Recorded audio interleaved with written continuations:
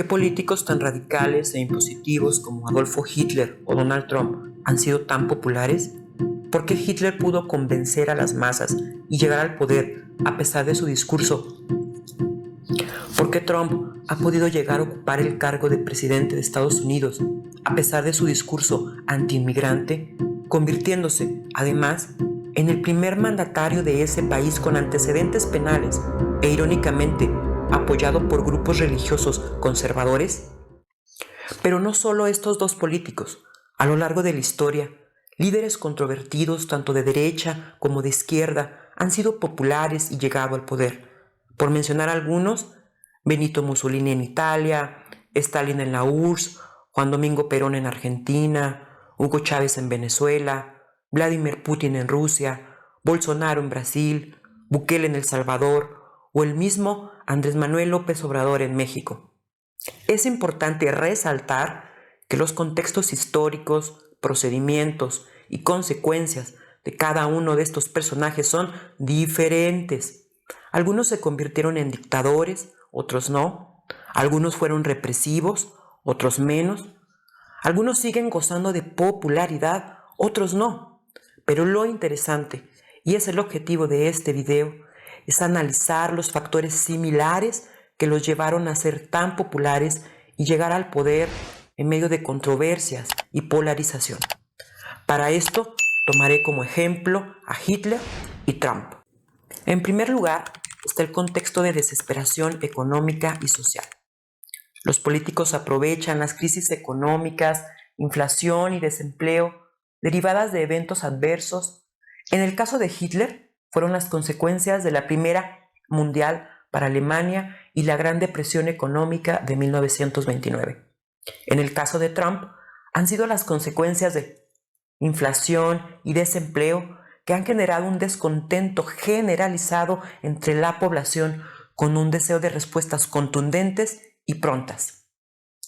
Otra estrategia es la creación de un enemigo común.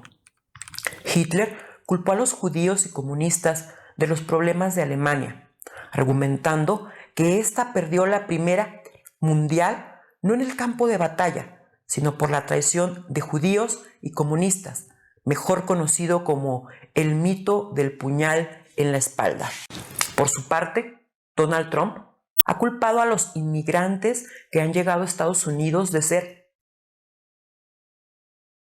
generalizando que todos son así y sin reconocer que la mayoría contribuyen a su economía, además de evadir el problema de control de su país, causante de muchas desgracias ocasionadas por mismos ciudadanos estadounidenses y de otras nacionalidades. También ha culpado totalmente a México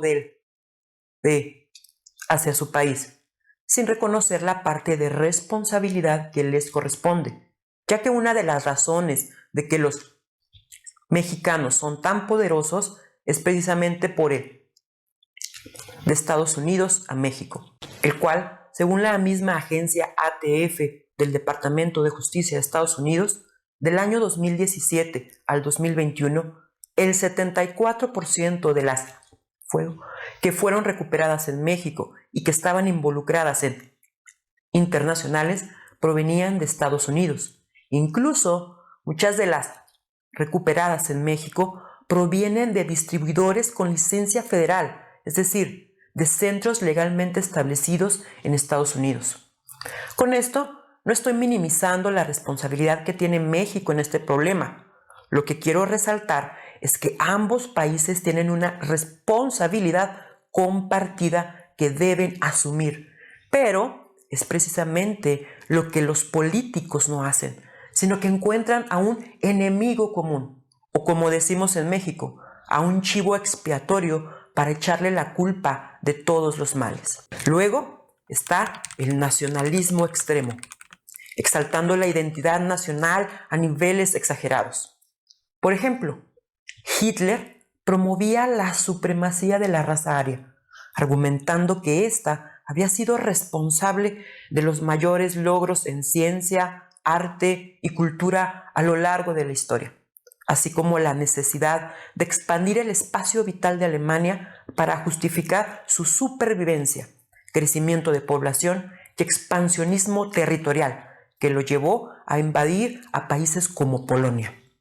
Por otro lado, Trump ha usado el lema Make America Great Again, apelando a que Estados Unidos vuelva a sus años dorados de crecimiento económico, ya que, según él, países como México y Canadá se han aprovechado de Estados Unidos a través de los tratados comerciales, ya que considera que está subsidiando a estos países al permitirles acceder al mercado estadounidense en términos que él percibe como desventajosos para Estados Unidos. Sin embargo, el último tratado comercial actualmente vigente, él mismo lo negoció y firmó. No puede faltar el uso de propaganda y desinformación. Joseph Goebbels, ministro de Propaganda, usó radio, cine, periódicos y mítines para difundir la ideología nazi y manipular a las masas. Donald Trump ha sido un personaje mediático, principalmente a través de canales como Fox News y las redes sociales, en las cuales expresa su ideología intensamente y descalifica cualquier tipo de crítica. Incluso, Facebook ha estado envuelto en polémicas por influir en los votantes a favor de Trump. Mark Zuckerberg, el dueño de Facebook, testificó ante el Congreso de Estados Unidos por el uso indebido de datos de 87 millones de usuarios por parte de Cambridge Analytica, una consultora política que trabajó para la campaña de Trump en 2016. Si bien las redes sociales han sido útiles para facilitar el acceso a la información, también se corre el riesgo de caer en el espejismo de la mayoría, es decir, sentirse presionado por creer que la mayoría de la gente piensa de una determinada manera cuando en realidad no es así. El culto a la personalidad. Todo lo anterior lleva a crear una exaltación del personaje.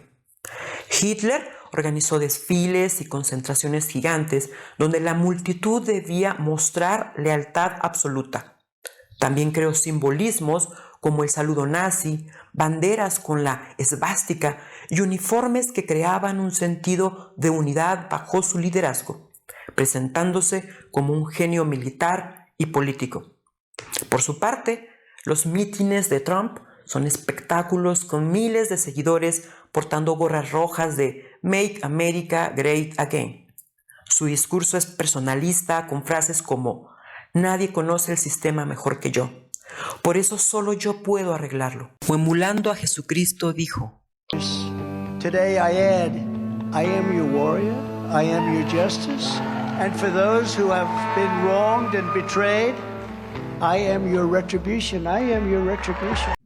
Además de su postura de ser una víctima atacada por el sistema.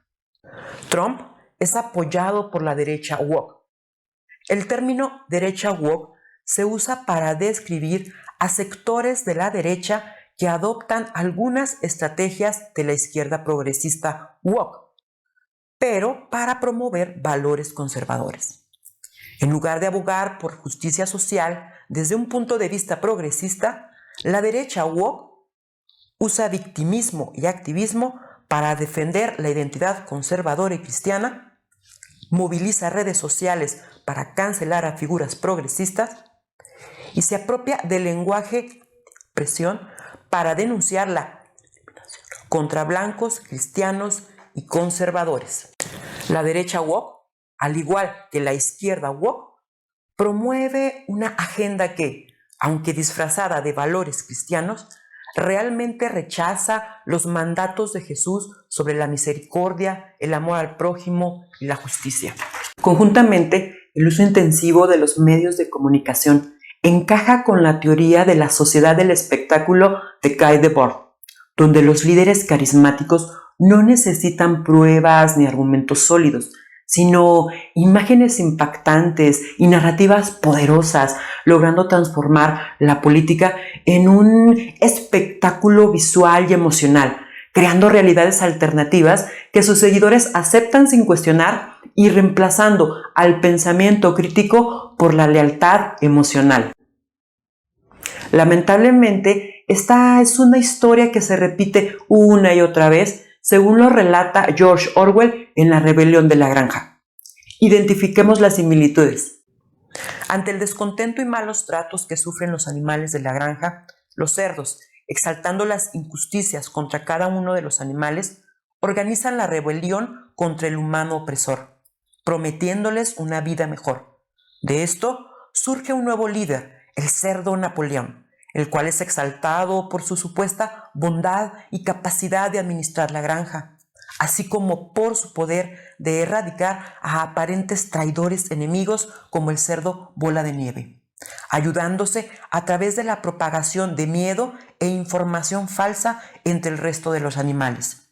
Pero al final, todo fue como siempre había sido, pobreza y esclavitud. Pero, ¿qué podemos hacer? ¿Estamos condenados como sociedad a estar expensas del juego de los políticos?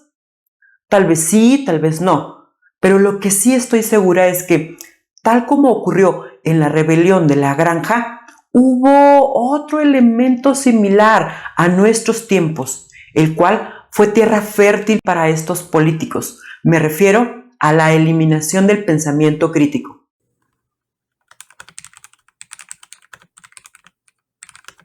Es decir, los animales de la granja muy pocos sabían leer y escribir. Pocas veces cuestionaban a sus líderes y a sí mismos. En nuestro tiempo ocurre algo similar. Si bien ahora la mayoría de las personas en el mundo sabemos leer y escribir y las redes sociales nos han inundado de información, irónicamente es el tiempo en que más fácilmente podemos ser manipulados o distraídos de lo verdaderamente importante a través de cortinas de humo. Pero entonces, ¿cómo fomentar un pensamiento crítico? Algunas estrategias para fomentar un pensamiento crítico son: cuestionando nuestras propias creencias. ¿Cuáles son los argumentos de mi manera de pensar? Conociendo los argumentos de los que piensan diferente a mí, pero no a través de memes o noticias amarillistas, sino a través de fuentes confiables. Conversar y convivir con personas de diferentes culturas, gustos, creencias. Si bien no tenemos que pensar como otros ni ser condescendientes, sí podemos escuchar a otros. Ir a diversidad de fuentes primarias y reconocidas de información para analizarlas y compararlas, en lugar de solo dejarse llevar por los titulares amarillistas de los medios de desinformación. ¿Pero tú qué opinas? ¿Qué más podemos hacer para promover el pensamiento crítico y evitar caer en el juego de los políticos radicales? Yo soy Carolina Navarrete, doctora en Economía de Recursos Naturales y Desarrollo Sustentable. Si te ha gustado este contenido, te agradezco me apoyes suscribiéndote al canal, dando un me gusta o compartiendo este video. Si deseas un acompañamiento 1 a 1 para la realización de tu proyecto o tesis en temas sobre economía y desarrollo sustentable, contáctame para apoyarte. En la descripción están mis datos. Muchas gracias, espero haberte aportado. Recuerda que conocimiento bien, resultados bien.